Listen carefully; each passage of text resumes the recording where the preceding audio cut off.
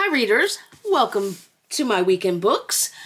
Lee here, and this week, in addition to the weekend books, I'll be bringing you a video about my love of Maine, in theory, and a special Father's Day video. You heard that right, Father's Day. It's way early, but there's a reason. Anywho, let's get to the first stack of books that I have coming in this week. I've got another book coming in later today and more coming in tomorrow, but those will be in a separate video. So, this morning, I was watching Greg over at Supposedly Fun talk about, it was a video he posted last week about a book that he DNF'd. And he DNF'd it because of anxiety, this being an election year, etc., etc., and that book is Biography of X by Lacey. And I understand his anxiety, but this sounded fascinating to me, and so I bought it. And I went and picked it up this morning. I gotta have my glasses for this. When X, an iconoclastic artist, writer, and polarizing shapeshifter, falls dead in her office, her widow, CM, hurls herself into writing a biography of the woman she deified. On a quest to find out where X was born, CM instead opens a Pandora's box of secrets, betrayals, and destruction. All the while she immerses herself in the history of the Southern Territory, a fascist theocracy that split from the rest of the country after World War II, and which finally, in the present day, is being forced into an uneasy reunification.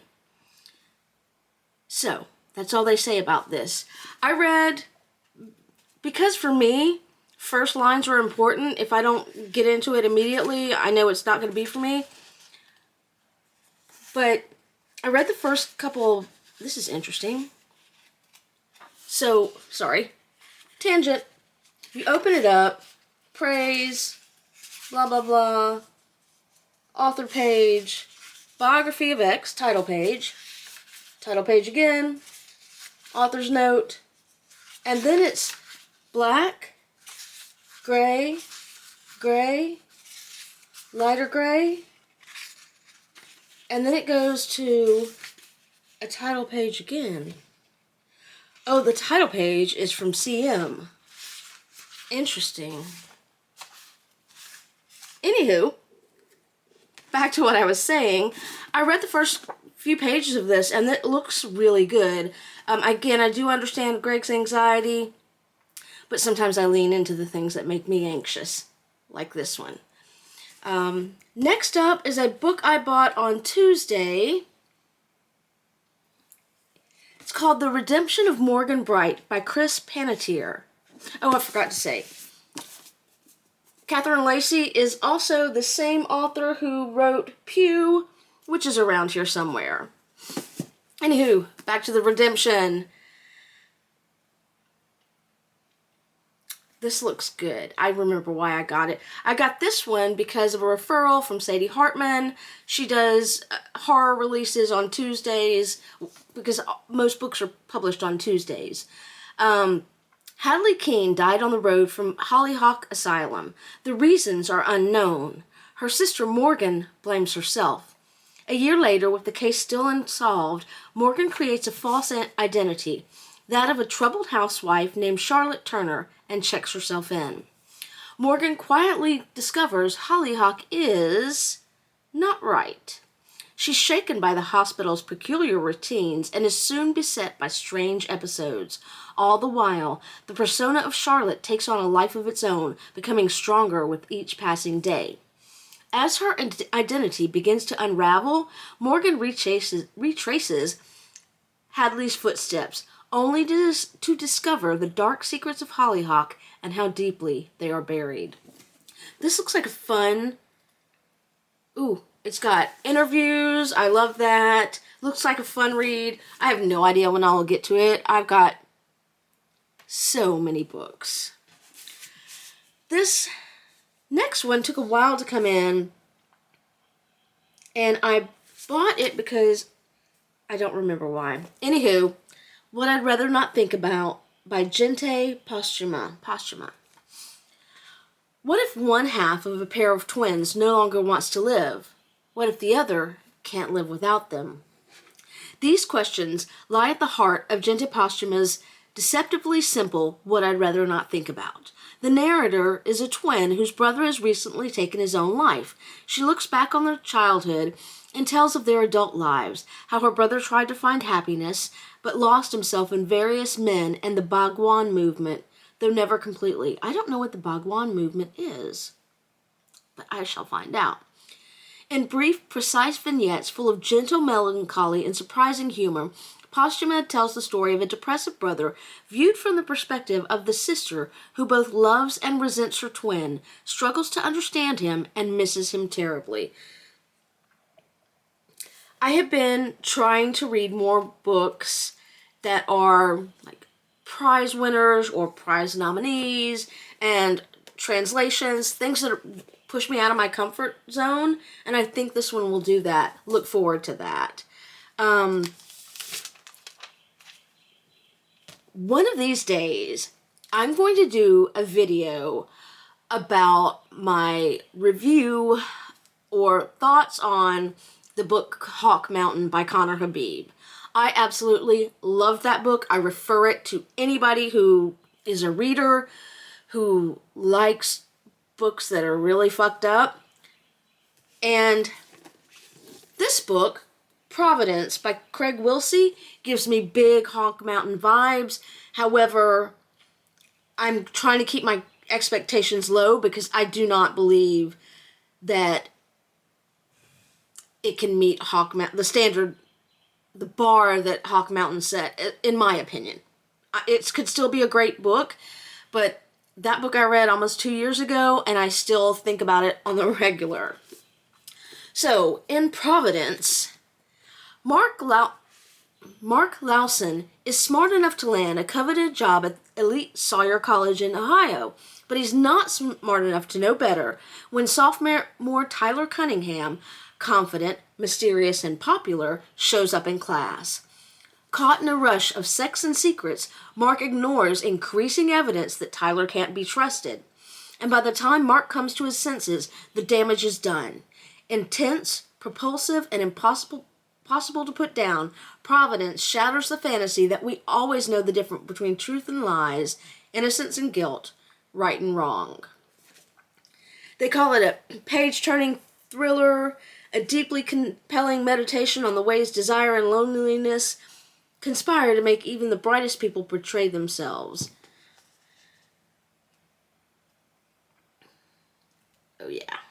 Again, one of these days I'm going to tell you about Hawk Mountain. I loved that book. Next up, it's been a long while, I say. It's been probably a couple months since I've read a book about the World Wars. This is Miss Morgan's book Brigade, and it is set in 1918.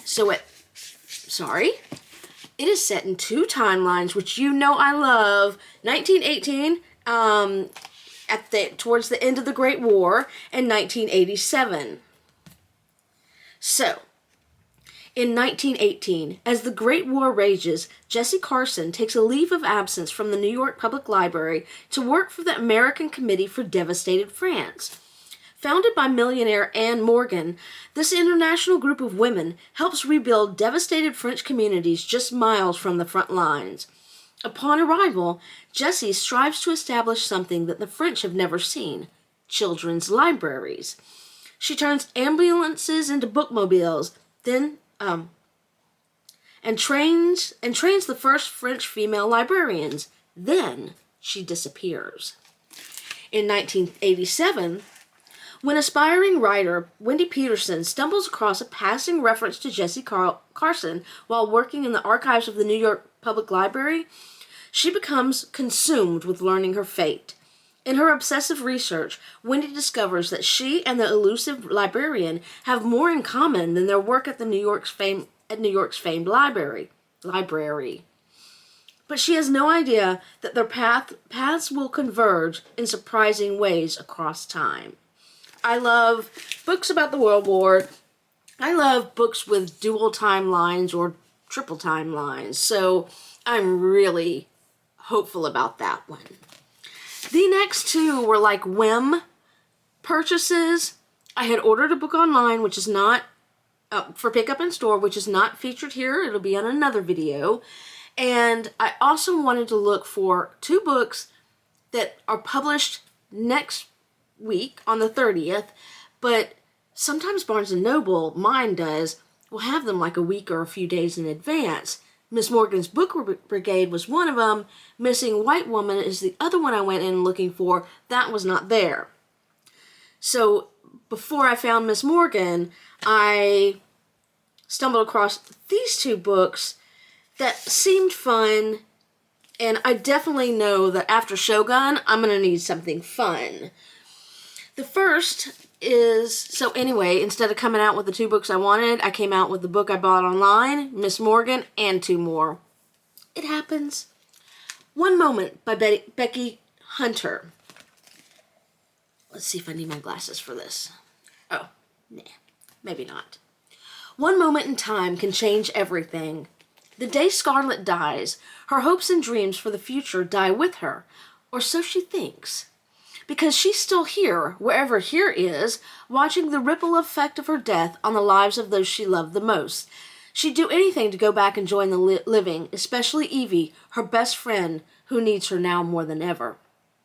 Scarlett and Evie have been inseparable since they were 10 years old.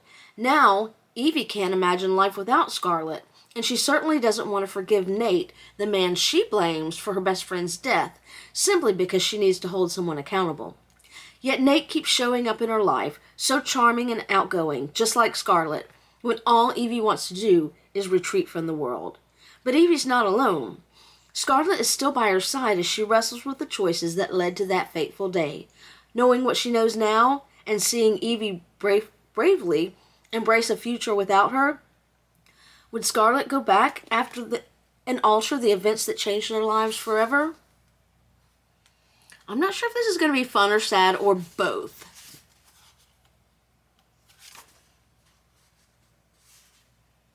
But it's got large font. I can almost read that without my glasses. Whew. Okay. This one almost certainly has to be fun. It is by Catherine Mack, and it is called Every Time I Go on Vacation, Someone Dies. I love this. I love hardcover books that have, I don't know what these are called, but pictures and writing. Love that. 10 days, 8 suspects, 6 cities, 5 authors, 3 bodies, 1 trip to die for. All that best-selling author Eleanor Dash wants is to get through her book tour in Italy and kill off her main character, Connor Smith, in the next novel in her vacation mystery series. Is that too much to ask? Clearly it is, because when an attempt is made to kill the real Connor, the handsome but infuriating con man she got mixed up with 10 years ago and now can't get out of her life, Eleanor is enlisted to help solve the case. Contending with literary competitors, rabid fans, a stalker, and even her ex Oliver, who turns up unexpectedly, theories are bandied about, and rivalries, rifts, and broken hearts are revealed. But who's really trying to get away with murder? Every Time I Go on Vacation, Someone Dies is an irresistible and hilarious series debut from Catherine Mack, introducing fictional best-selling Eleanor Dash on her Italian book tour, where life starts to imitate the world in her books when she's caught up in a real-life murder mystery. I am looking forward to this. This seems very fun. Very, very fun. And that is all the books that I've gotten this week up to today, up to right now, Saturday afternoon.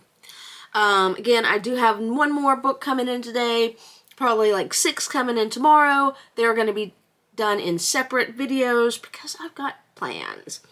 Anywho, that is all for me. I hope you've had a good week in books. If you've read any of these, please let me know in the comments and let me know what you think about it. I'd love to hear. Happy reading!